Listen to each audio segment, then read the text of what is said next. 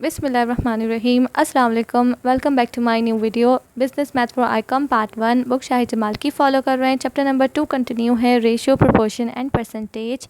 Exercise number 2 का question number 2.53 आज हम सॉल्व करेंगे।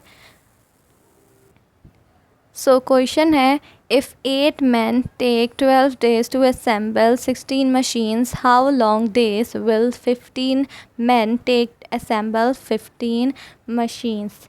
यानी कि 8 men हैं, वो 12 डेज़ में असेंबल कर रहे हैं 16 मशीन्स को। ठीक है, तो अब हमसे पूछ रहे हैं कि उनको और कितने दिन लग सकते हैं अगर 8 men की बजाय 15 men कर दें और 15 मशीन्स कर दें। ठीक है, 50 मशीन्स कर दें और 16 मशीन्स के बजाय। ठीक है, तो उनको और कितने दिन लग सकते हैं। पहले हमारे पास डेज़ गिवन है, वो 12 डेज़ लगा रहे हैं और अब हमें बताना है हमें और कितने डेज़ लग सकते हैं। ठीक है, तो पहले हमारे पास डेज़ गिवन है, वो है 12 मैन और वो कितनी मशीन्स को असेंबल कर रहे हैं, वो 16 है और कितने मैन कर रहे हैं, वो 8 मैन है। ठीक है, आगे हमें डेज़ फाइंड करने हैं, हमें बताना है कितने मैन कितने डेज़ लग सकते हैं। तो डेज़ को जब हम फाइंड करते हैं या कोई भी चीज़ को जब हम फाइंड करते हैं तो क्या सपोज़ करते हैं, एक्स सपोज़ करते हैं, सबको पता है ये बात।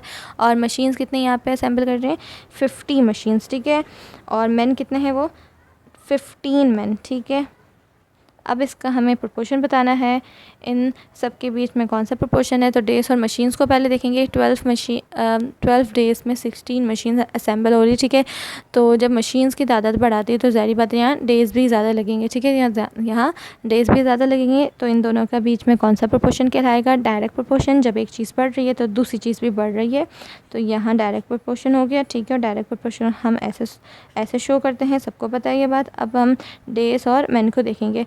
तो 8 मैन हैं, वो 12 डेज़ में असेंबल कर रहे हैं मशीन्स को। ठीक है, अब यहाँ मैन की तादाद बढ़ा दी तो यहाँ पे क्या होगा, तो यहाँ पे मैन बढ़ा दिए। ठीक है, तो यहाँ डेज़ कम हो जाएंगे क्योंकि हमने मैन बढ़ा दिए हैं, तो डेज़ अब कम लगेंगे असेंबल करने में मशीन्स को। ठीक है, तो इन दोनों के बीच में कौन सा प्रोपोर्शन कहलाएगा, डेज़ और मैन के बीच में, वो होगा इन्वर्स के। एक चीज़ कम हो रही है तो दूसरी चीज़ बढ़ रही है। और यहाँ पे हमने एक एरो शो किया हुआ है, वो नीचे की तरफ है। तो इन्वर्स में हम कैसे शो करते हैं, एक सीधा होता है, दूसरे का फिर क्या उलट होता है। तो ये जब नीचे जा रहा है तो हम इसको ऊपर करेंगे। ठीक है, तो ये क्या शो करता है, इन दोनों का आपस में इन्वर्स प्रोपोर्शन और इन दोनों का आपस में डायरेक्ट प्रोपोर्शन। ठीक है, यहाँ मैंने लिख भी दिया, direct proportion between days and machines and inverse proportion between days and man. ठीक है, अब हमें इसको रेशियो की फॉर्म में लिखना है। तो जो चीज़ हमें फाइंड करनी है उसको सबसे पहले लेंगे, तो x/12 हो जाएगा ये। ठीक है, और ये बराबर है इसके, तो यहाँ कर देंगे इक्वल का साइन।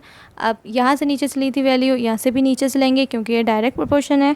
तो डायरेक्ट में एक जगह से जहाँ से वैल्यू लेते हैं दूसरी जगह से भी वहीं से लेते हैं। तो ये हो जाएगा 50/16। ठीक है, और ये मल्टीप्लाई हो रहा है बीच में, तो ये मल्टीप्लाई का साइन आएगा। अब यहाँ पे क्या होगा कि इन्वर्स प्रोपोर्शन है, इन्वर्स प्रोपोर्शन में हम एक जगह नीचे से वैल्यू लेते हैं तो दूसरी जगह से ऊपर से लेते हैं। ठीक है, तो यहाँ करेंगे 8/15। ठीक है, अब सिंपल, सबको पता है। इस 2 को हम ऐसे भी लिख सकते हैं अपॉन में, तो हम यहाँ अपॉन में लिख देंगे।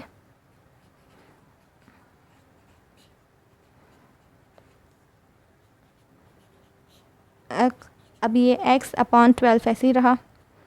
अब ये 50 मल्टीप्लाई होगा 8 से और 16 मल्टीप्लाई होगा 15 से, जो वैल्यू आएगी फिर वो लिख देंगे। ठीक है, तो यहाँ मैंने 50 को मल्टीप्लाई किया 8 से तो आया है 400 और 16 को मल्टीप्लाई किया 15 से तो आया 240। ठीक है, अब सिंपल 400 को डिवाइडेड बाय 240 से करेंगे तो ये क्या आंसर आएगा, 1.666। ठीक है, तो ये हम पॉइंट के बाद की 2 से 3 वैल्यू ले लेंगे। ठीक है, तो ये ले लेंगे 1.66। ठीक है, अब यहाँ x को ऐसे ही रहने देंगे और ये जो 12 है इसको वहाँ ले जाएंगे। तो यहाँ जब डिवाइड हो रहा था 12, तो वहाँ जाके क्या हो जाएगा, मल्टीप्लाई हो जाएगा। अब यहाँ जब हम कैलकुलेटर में डिवाइड करेंगे तो ये सारी वैल्यू से मल्टीप्लाई करेंगे। ठीक है, मल्टीप्लाई करना है, सॉरी मल्टीप्लाई करेंगे 12 से। सिर्फ 1.66 नहीं लेना, सारी वैल्यू को लेना है। ठीक है, क्या पता फिर हमारा आंसर 1-2 वैल्यू कम आ सकती है, इसलिए सारी वैल्यू से मल्टीप्लाई करना है। ठीक है, तो मल्टीप्लाई बाय 12 से करेंगे तो ये का आंसर आएगा 20। ठीक है, तो यानी कि हमारी x की वैल्यू क्या आई है, 20। ठीक है, और हम ये क्या फाइंड कर रहे थे, हम डेज़ फाइंड कर रहे थे, यानी कि 20 डेज़ लगेंगे 15 मशीन्स को असेंबल करने में, और वो कितने मैन करेंगे, वो 15 मैन होंगे। ठीक है, तो ये हमारा यहाँ आंसर कंप्लीट होता है। So thanks for watching this video. अल्लाह हाफिज़।